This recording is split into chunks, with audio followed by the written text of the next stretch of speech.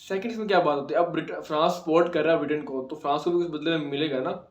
International relation में यही होता है एक स्टेट के, कि आपको कुछ बेनिफिट हो, कुछ मुझे बेनिफिट हो, विन विन सिचुएशन हो जाए।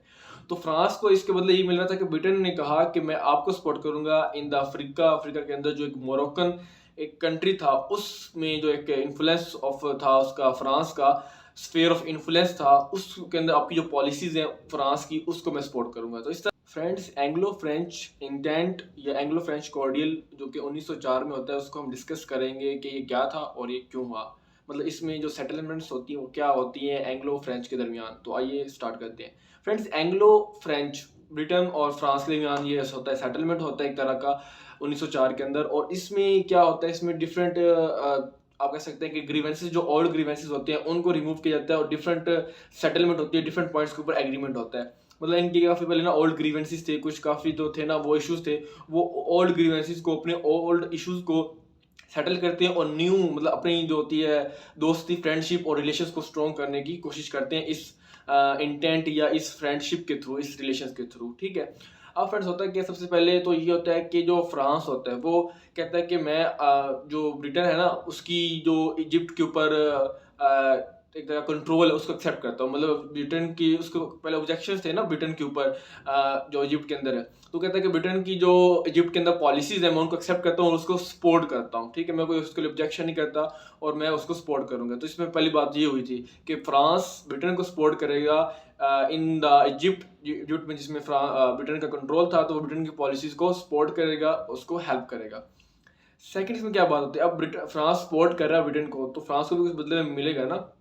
इंटरनेशनल रिलेशन में यही होता है एक स्टेट के, कि आपको कुछ बेनिफिट हो, कुछ मुझे बेनिफिट हो, विन विन सिचुएशन हो जाए। तो फ्रांस को इसके बदले यही मिल रहा था कि ब्रिटेन ने कहा कि मैं आपको सपोर्ट करूंगा इन द अफ्रीका। अफ्रीका के अंदर जो एक मोरक्कन एक कंट्री था, उसमें जो एक इन्फ्लुएंस ऑफ था उसका, फ्रांस का स्फीयर ऑफ इन्फ्लुएंस था, उसके अंदर आपकी जो पॉलिसीज हैं फ्रांस की, उसको मैं सपोर्ट करूंगा। तो इस तरह ब्रिटेन सपोर्ट करता है फ्रांस को। अफ्रीका के अंदर जो मोरक्कन सिटी है उसमें जो एक मोरक्कन बहुत ही इंपॉर्टेंट सिटी कह रहा हूँ, स्टेट है, कंट्री है, बहुत ही इंपॉर्टेंट, जिसमें उसका इन्फ्लुएंस था फ्रांस का, तो उसमें फ्रांस का इन्फ्लुएंस था, और फ्रांस की जो पॉलिसीज है उनको कौन सपोर्ट करेगा, ब्रिटेन सपोर्ट करेगा। तो इस तरह करके दोनों आपस में क्या कर रहे हैं, एक दूसरे को सपोर्ट कर रहे हैं, हेल्प कर रहे हैं, एक तरह की दोनों को फेवर दे रहे हैं। ठीक है। दो बात हो गई कि फ्रांस मतलब कोई भी अगर जो है कोई भी पावर्स, कोई भी ग्रेट पावर अगर मोरक्कन स्टेट के ऊपर जो उसकी फ्रांस की पॉलिसीज उसको अगर ऑब्जेक्शन करता है, तो ब्रिटेन क्या करेगा, फ्रांस का साथ देगा, उसकी हेल्प करेगा, उसकी बात को कहेगा हाँ ये बात ठीक है, राइट है। तो ये उसको लीगल या उसकी ऑथेंटिसिटी को इंक्रीज करेगा। दो बात हो गई। तीसरी बात ये है कि वो कहते हैं कि हम रेगुलर कंसल्टेशन करेंगे रिगार्डिंग नेवल एंड मिलिट्री, मतलब नेवल और मिलिट्री के हवाले से एक दूसरे को सपोर्ट करेंगे, और अगर किसी एक स्टेट के ऊपर कोई अटैक होने वाला है तो हम अर्जेंट जरूरत पड़ी तो हम उसके ऊपर जो है कंसल्टेशंस करेंगे और जो स्ट्रेटजी है उसके हवाले से डिस्कस करेंगे।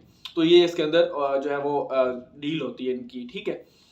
नेक्स्ट इसमें हम देखें तो ये एक तरह का आप कह सकते हैं जर्मनी के पावर, जो जर्मनी जो पावर था औसत, उसके अगेंस्ट काउंटर वेट है, उसके अगेंस्ट ये एक तरह का इंटेंट, एक फ्रेंडशिप बनती है। ये एक अंडरस्टैंडिंग है, एक तरह का रिलेशन है, फ्रेंडशिप। ये कोई अलायंस नहीं है जैसे जर्मनी बनाया था कि अगर पावर, अगर हमारे ऊपर कोई अटैक होता है, वॉर होती है, तो आप हेल्प करोगे। नहीं, इस तरह की अंडरस्टैंडिंग, ये सिर्फ अंडरस्टैंडिंग थी, इस तरह का अलायंस नहीं था।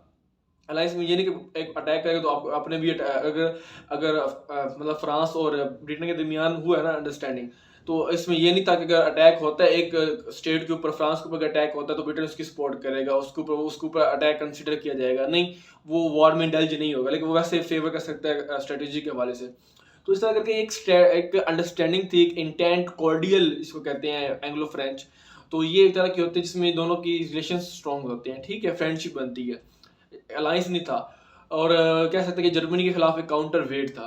नेक्स्ट हम इसमें बात करें तो हम ये कहते हैं कि जो जर्मनी है उसमें ये है कि अब ब्रिटेन और फ्रांस की तो स्ट्रॉन्ग जो है ना, स्ट्रॉन्ग बन के रिलेशंस। तो जर्मनी अगर अब समझ लें उनको ना ब्रिटेन का सपोर्ट है ना फ्रांस है, तो दोनों अगेंस्ट ही है ना।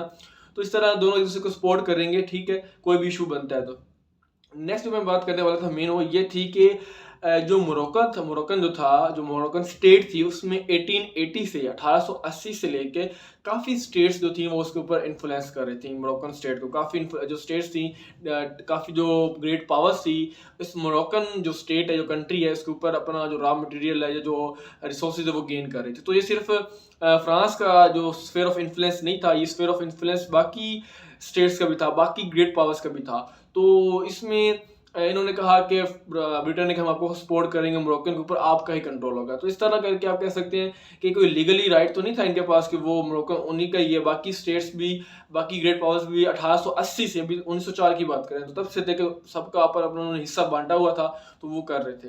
तो ये जो था क्लॉज, ये एक सीक्रेट रखा गया जब भी कोई इस तरह की इंटेंट, जो कि जैसे कि बिस्मार्क ने स्टार्ट किया था अलायंसेस बनाना और इस तरह की करना, तो वो सीक्रेट रखा जाता। तो ये भी एक तरह का सीक्रेट क्लॉज था कि मोरक्कन के अंदर आपका ही कंट्रोल होगा फ्रांस का। लेकिन 2 साल बाद ये लीक होता है और जर्मनी को पता चल जाता है, और फिर जर्मनी इसके अगेंस्ट स्टैंड लेते हैं और आपको पता चलता है कि मोरक्कन क्राइसिस होता है 1905 और 1906 के अंदर, 2 साल बाद। तो फ्रेंड्स, ये था हमारे पास Anglo French entente 1904 Anglo Britain और फ्रांस के दरमियान। सेटलमेंट करते हैं, वो इजिप्ट में उसका कंट्रोल मान लेता है फ्रांस, और ब्रिटेन मान लेता है फ्रांस का कंट्रोल मोरक्कन के अंदर, मोरक्कन जो स्टेट है उसके अंदर, मोरक्को के अंदर। तो इस तरह के अपने जो सेटलमेंट्स जो हैं, जो ओल्ड ग्रीवेंसेस उनको दूर करते हैं। ये वर्ल्ड वार 1 से पहले के जो रहते हैं वो सारी हैपनिंग्स हैं, इवेंट्स हैं। 20th सेंचुरी स्टार्ट हो चुकी है, 1900 का एरा स्टार्ट हो चुका है, और उसमें इस तरह की आप देख रहे हैं कि फ्रेंडशिप्स बन रही हैं, रिलेशंस जो हैं, इंटरनेशनल रिलेशंस वो बिल्ड हो रहे हैं। तो friends, thank you for watching, we will meet in the next video, till then good bye.